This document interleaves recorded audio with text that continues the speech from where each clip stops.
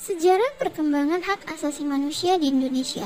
Pada dasarnya, perkembangan pemahaman hak asasi manusia di Indonesia sebagai tatanan nilai, norma, sikap, dan acuan bertindak dalam masyarakat sudah berlangsung sejak lama. Secara garis besar, perkembangan pemikiran dan pengaturan hak asasi manusia di Indonesia dibagi ke dalam dua periode, yaitu periode sebelum kemerdekaan dan periode sesudah kemerdekaan. Perkembangan hak asasi manusia di Indonesia sebelum kemerdekaan dari tahun 1908 sampai dengan 1945, periode sebelum kemerdekaan ini ditandai dengan kemunculan berbagai organisasi pergerakan nasional. Lahirnya berbagai organisasi tersebut tidak lepas dari sejarah pelanggaran hak asasi manusia yang dilakukan oleh penjajah. Nah, berikut ini adalah organisasi yang lahir pada periode ini. 1. Ada yang dikatakan sebagai organisasi Budi Utomo yang terjadi pada tahun 1908. Organisasi ini memperjuangkan hak kebebasan berserikat dan mengeluarkan pendapat. Lalu yang kedua, ada organisasi Serikat Islam, yaitu terjadi pada tahun 1911. Organisasi ini memperjuangkan hak asasi atau hak penghidupan yang layak dan bebas dari penindasan dan diskriminasi rasial. Lalu yang ketiga, ada organisasi Indis Partits. Nah, ini terjadi pada tahun 1912. Organisasi ini memperjuangkan hak untuk mendapatkan kemerdekaan dan perlakuan yang sama. Organisasi selanjutnya ada Perhimpunan Indonesia yang terjadi pada tahun 1925. Organisasi ini memperjuangkan hak untuk menentukan nasib sendiri. Lalu yang kelima, ada yang dikatakan sebagai Organisasi Pendidikan Nasional Indonesia. Nah, ini terjadi pada tahun 1931, yaitu organisasi ini memperjuangkan hak untuk menentukan nasib sendiri, hak untuk mengeluarkan pendapat, hak untuk berserikat dan berkumpul, hak persamaan di muka umum, dan hak untuk turut dalam penyelenggaraan negara. Nah, perkembangan hak asasi manusia di Indonesia sesudah kemerdekaan atau terjadi dari tahun 1945 sampai dengan sekarang. Pertama, periode tahun 1945 sampai dengan 1950. Pemikiran hak asasi manusia pada periode ini atau pada awal pasca kemerdekaan masih menekankan pada 1. Hak untuk merdeka, 2. Hak kebebasan untuk berserikat dan berkumpul melalui organisasi politik, dan yang terakhir, hak kebebasan untuk menyampaikan pendapat terutama di parlemen. Nah, legitimasi hak asasi manusia secara formal itu tercantum dalam Undang-Undang Dasar Negara Republik Indonesia tahun 1945 dan Maklumat Pemerintah 3 November 1945.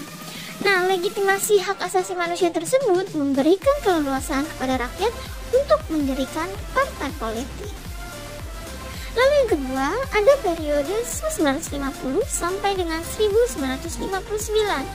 Periode ini dikenal sebagai masa pemerintahan parlementer yang menganut prinsip demokrasi liberal. Nah, sejalan dengan prinsip tersebut, implementasi pemikiran hak asasi manusia pada periode ini lebih memberikan ruang bagi perkembangan lembaga demokrasi seperti 1. Kemunculan partai politik dengan beragam ideologi, adanya kebebasan pers, pemilu dengan sistem multipartai, kendali parlemen atas pemerintah, dan yang terakhir, wacana pemikiran hak asasi manusia yang kondusif karena pemerintah memberikan kebebasan. Nah, pada periode ini kalau bisa disimpulkan bahwa Indonesia ikut serta menandatangani dan mengesahkan atau dalam artian meratifikasi dua konvensi hak asasi manusia internasional. Apa saja? Konvensi Geneva dan Konvensi tentang Hak Politik Perempuan. Lalu selanjutnya ada periode 1959 sampai dengan 1966. Periode ini merupakan awal kemerdekaan demokrasi terpimpin, di mana kekuasaan terpusat pada presiden. Parlemen tidak lagi memiliki kewenangan mengontrol presiden. Akibat dari model pemerintahan ini adalah tidak adanya pemikiran hak asasi manusia. Pemerintah membatasi hak sipil dan hak politik warga negara, seperti hak untuk berserikat, berkumpul, dan mengeluarkan pikiran dengan tulisan. Lalu yang ketiga yaitu tahun 1966 sampai dengan 1998. Periode ini dikenal dengan masa pemerintahan Orde Baru. Pemikiran hak asasi manusia pada periode ini dibagi ke dalam 3 kurun waktu, yaitu tahun 1967, tahun 1970 sampai dengan 1980, sampai dengan tahun 1990. Tahun 1967, pemerintah berusaha melindungi kebebasan dasar manusia yang ditandai dengan adanya hak uji material yang diberikan kepada Mahkamah Agung. Lalu pada tahun 1970 sampai dengan 1980, pemerintah cenderung melakukan pemasungan hak asasi manusia dengan sikap defensif yang tercermin dalam produk hukum yang bersifat restriktif atau membatasi hak asasi manusia. Nah, kebijakan pemerintah tersebut didasarkan antara lain pada alasan bahwa hak asasi manusia adalah produk pemikiran Barat dan dianggap tidak sesuai dengan nilai-nilai luhur budaya bangsa yang tercermin dalam Pancasila. Lalu tahun 1990-an, pembentukan lembaga penegakan hak asasi manusia seperti Komisi Nasional atau Komnas HAM pada tahun 1993. Periode 1998 sampai dengan sekarang. Pergantian pemerintahan dari Orde Baru ke Reformasi memberikan dampak yang sangat besar terhadap penegakan dan perlindungan hak asasi manusia di Indonesia. Pada periode ini, pemerintah melakukan amandemen Undang-Undang Dasar tahun 1945 untuk menjamin hak asasi manusia. Pemerintah menetapkan Undang-Undang Nomor 39 tahun 1999 tentang hak asasi manusia dan Undang-Undang Nomor 26 tahun 2000 tentang peradilan hak asasi manusia. Selain itu, dibentuk Kantor Menteri Negara Urusan HAM yang kemudian digabung dengan Departemen Hukum dan Perundang-undangan menjadi Departemen Kehakiman dan HAM. Sekarang kita kenal sebagai Kementerian Hukum dan HAM. Pada tanggal 22 Juni 2015 telah ditandatangani Peraturan Presiden Nomor 75 tentang Rencana Aksi Nasional Hak Asasi Manusia tahun 2015 sampai dengan 2019. Ranham adalah dokumen yang memuat sasaran, strategi, dan fokus kegiatan prioritas Rencana Aksi Nasional Hak Asasi Manusia di Indonesia.